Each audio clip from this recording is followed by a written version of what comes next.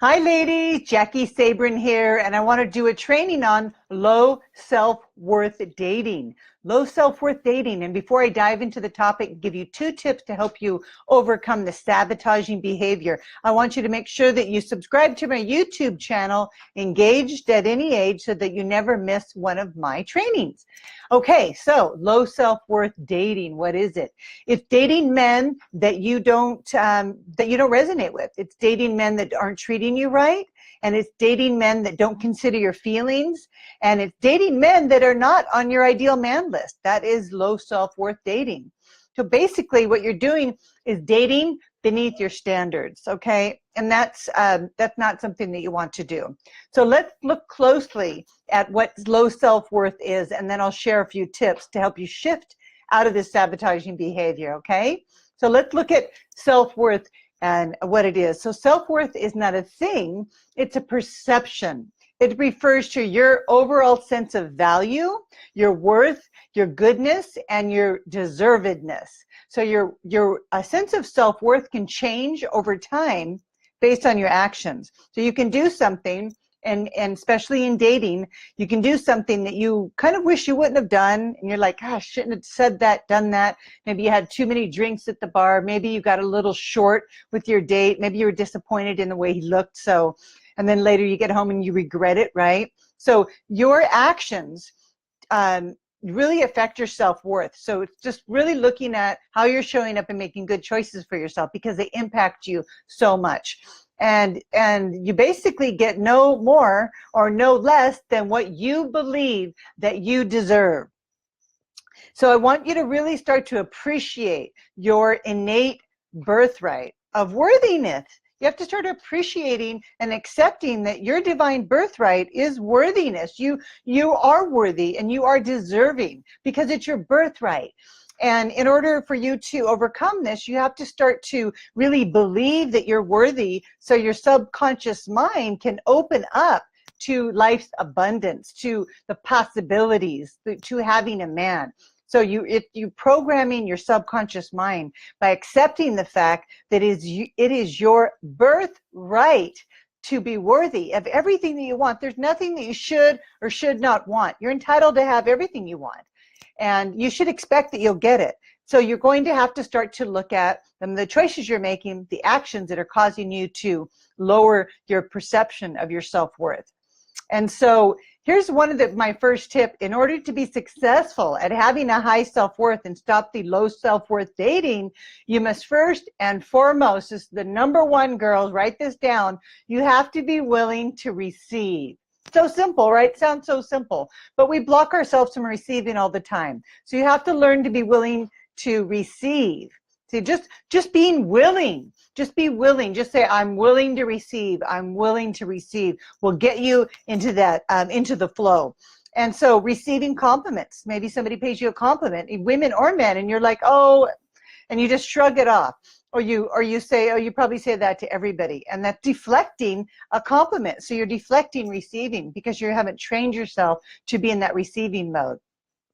And so another way it could be is if a man smiles at you, smile back. That means you're receiving that attention, that smile that he's giving you, receive it. Don't look away, because you can just be generous with your smile and receive that. Or if he's opening a door for you, or pulling a chair out for you, or doing something for you, you're so busy in your busy energy that you forget to notice the little things that people do for you each day, and maybe they're happening on a regular basis, but you haven't trained yourself to be in receiving, so you don't even notice them.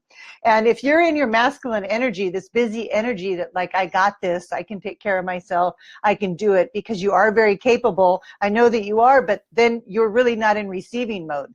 So you have to practice being willing to receive. Just start with being willing to receive. And so let's talk about where self-worth, low self-worth dating comes from. And that'll help you, because healing accompanies awareness. So the more awareness you have around self-worth, the easier it is going to be for you to make these shifts.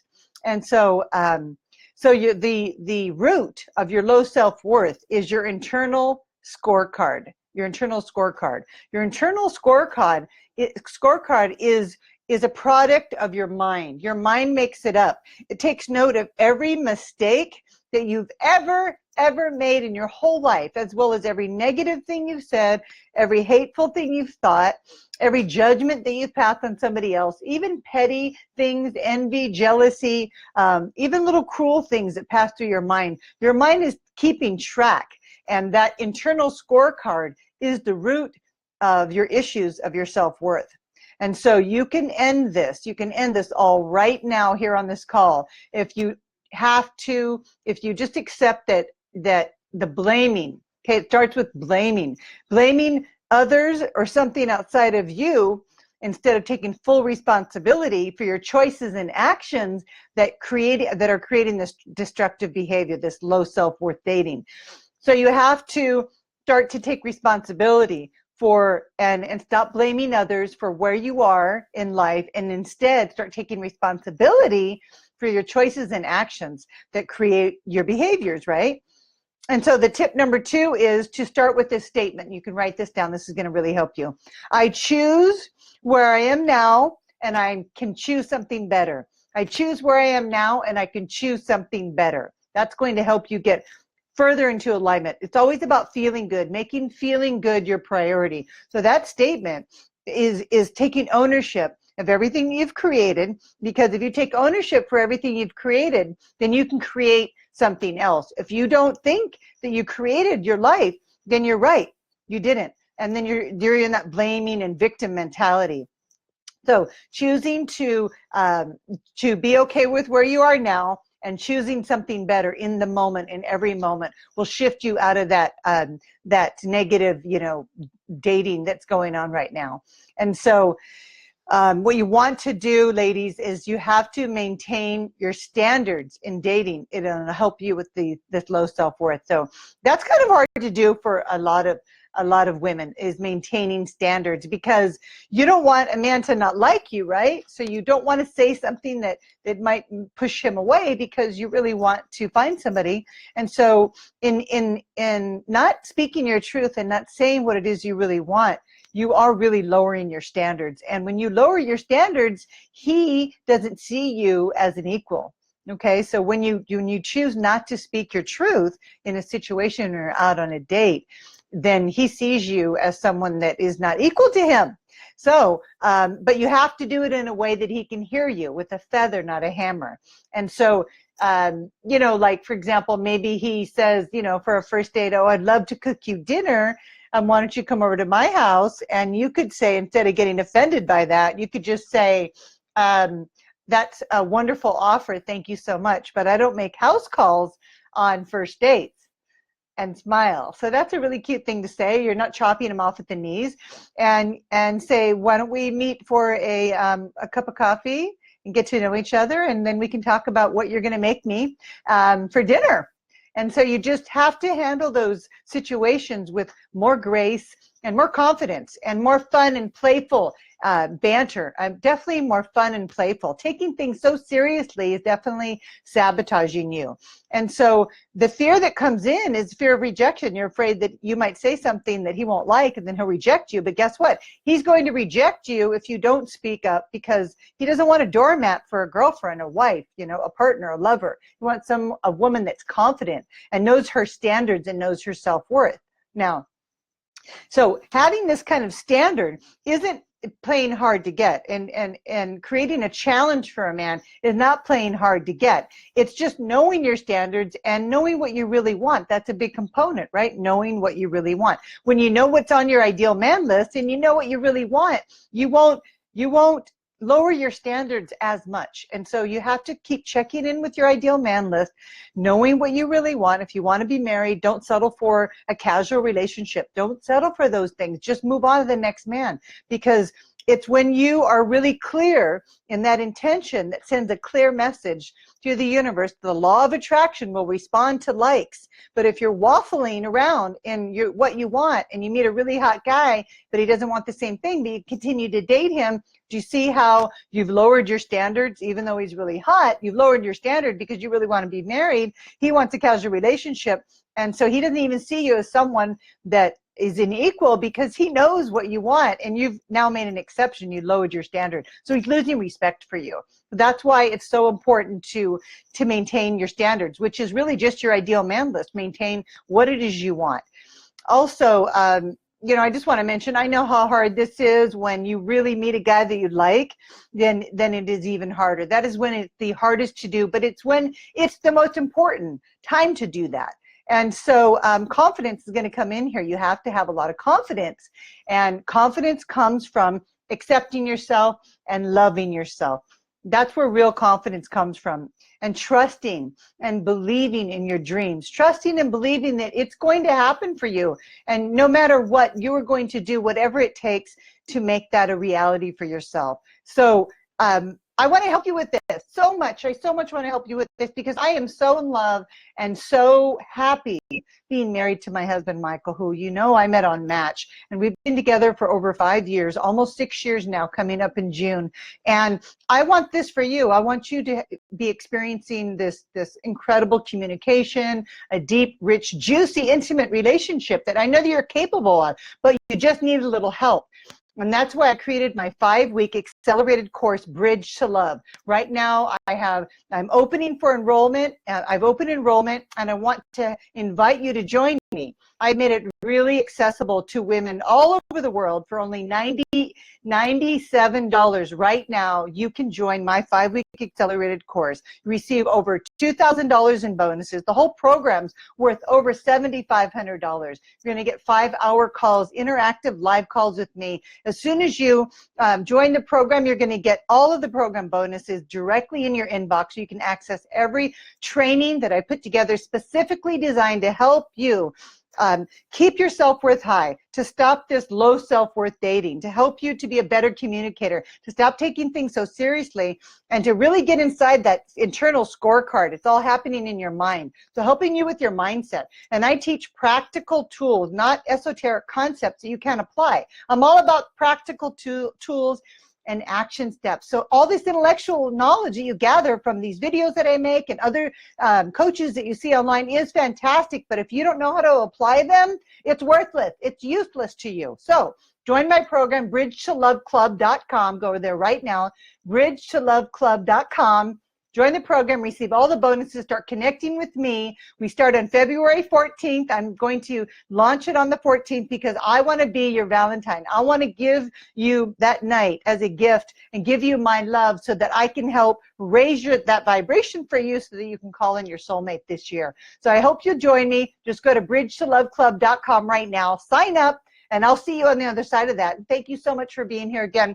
I just love all of you ladies who show up for my live broadcast. I just want to say hi to Tanya. Hi, Tanya. Hi, Susie. Hi. Hi, Eugenie, Morgan. Wonderful to see you. Do you put that in your profile that you're looking to get married? No, I would not put that in your profile. And these are great questions and that I'm reading here, and I'm glad you're asking questions. These are the kind of interactions that we're going to be having during the program. So I will give you exactly what to say. So I wouldn't put that in your profile. But what you can say in your closing statement is something like, I'm not looking for Mr. Perfect. I'm just looking for a man who does his personal best. I'm excited about finding you to spend, to share on this fabulous journey, this fabulous journey in my life, something like that. So, and you can say, I'm looking for this long-term committed partnership. With a man who does his personal best. I'm not looking for Mr. Perfect. So you can weave it into the conversation at the very bottom of your profile, but I wouldn't say marriage because a man is not going to respond to that. You can weave that into the conversations around your first date. So you don't want to scare them off. You want to come off as fun, playful. On your profile, definitely indicate that you want to be in a long-term committed relationship, but don't use the word marriage in the beginning, right up front. You want to wait and see if you're even interested in marrying him. What if, you don't really know until you meet them. So hold that little piece back. Let me answer one more question. At what point do you walk away when he's treating you casually? How much time do you give him? 2 months?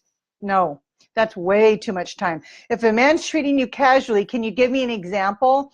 So here's the thing, men respond to no contact. If a man's treating you casually, not calling you enough, not taking you out enough, not introducing you to his friends, not showing the 3 C's, which is commit, caring, asking you about your dog, asking you about how you're feeling if you were sick. Consistency is consistently calling you, reaching out to you, texting you, setting up plans with you. Commitment, meaning he's saying, next year I want to take you to Napa, or maybe this winter we'll go skiing. He's starting to include you in his thought process. Those are the 3 C's. If he's not doing those right from the very beginning, he's treating you casually. So men respond to no contact. I would just stop contacting him. And what that looks like is just stop responding to his texts and emails and phone calls for like a week. And then he'll come back with, where are you? What happened? Where'd you go? And then you have something. Then you have his interest again. If he doesn't respond back to you after a week, or I would say 2 weeks, then you really have your answer. So write down on your calendar the day that you put his name on a calendar, put on today's date, and do a complete takeaway. It's like, here you had me, but guess what? Now you don't. And back it up, and then see if he comes to you. If he comes to you, he's coming on his own terms. You're not forcing anything, and then you can have a conversation about what it is you really want, having the courage to have that conversation. If he doesn't contact you within 2 weeks, you have your answer. If he doesn't contact you within a week, I mean, you'll know. And it might be painful for you to see that in case he doesn't, but at least you don't have to spend any more time wasting your precious time on somebody that is not going to give you what you want ultimately. And if you don't do this, you're really not being very intimate with yourself, because down deep you really want a relationship. So you have to be intimate with you. Intimacy means, into me I see that I want a committed relationship. This isn't going anywhere, so I'm going to do a takeaway, not a game. I'm going to test and see his level of interest by stepping back for a week to 2 and seeing if he contacts me. And then when he does surface, I'm going to set an appointment to talk to him, share with him how we feel, having the courage to do that, and sitting back and letting him talk, doing it with love, with grace, just out of curiosity. You know, I'm really concerned. I don't think we're on the same page, and I wanted to have this opportunity to talk to you about it because I really care about you, but I have dreams, and I don't know if they're going to be happening with you. So what's your vision for us, baby? That's what you say. What's your vision for us? And see what he says. If he doesn't have a vision, then he does have a vision, believe me. If he doesn't have a vision, he's either too afraid to share it with you, or he doesn't have a vision with you in it. So ladies, more courage, more emotional courage, be more intimate with what you want, and share it with men, but do it in a loving, kind way, because they really respond to honey more than they respond to vinegar. So I hope this was helpful, ladies. Join my bridgetoloveclub.com. Go there, sign up so that we can start interacting, and I can give you live coaching in the moment on a regular basis, which is what my intention is in the program. Okay, lots of love. Bye.